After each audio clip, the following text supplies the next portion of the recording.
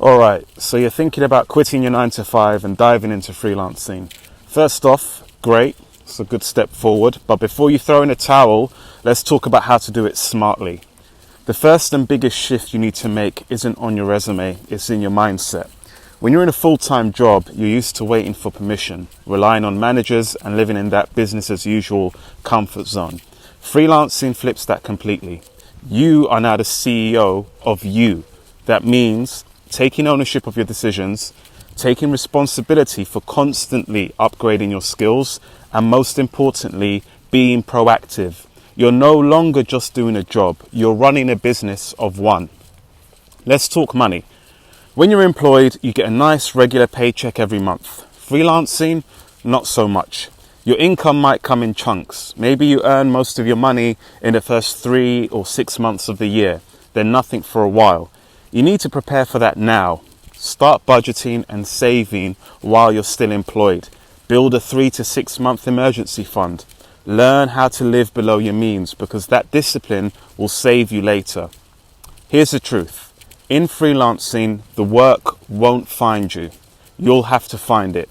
That means constantly selling yourself, learning to pitch your services, doing more interviews and outreach than you ever did in your 9 to 5.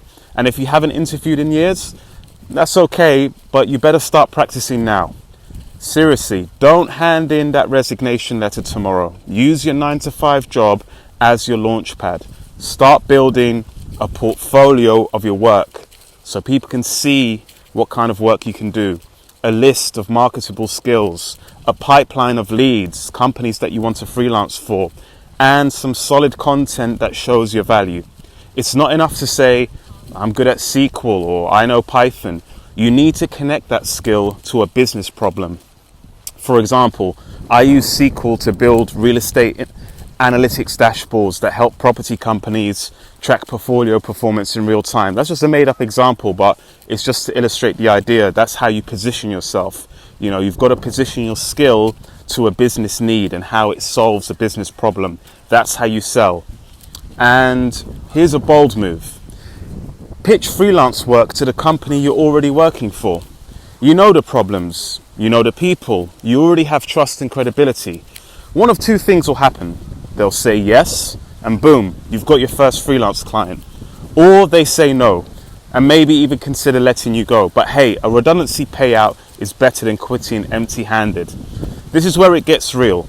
Start emailing, calling, messaging, whatever it takes to get your name in front of potential clients.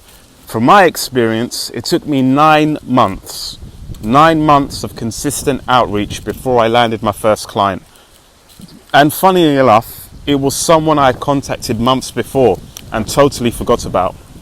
There are no shortcuts. You have to find and target the right leads, be specific about your value proposition, and stay consistent with your outreach.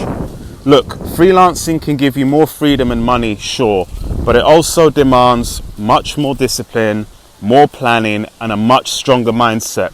So don't rush it, be deliberate, build while you're still employed, and make the leap when you're ready.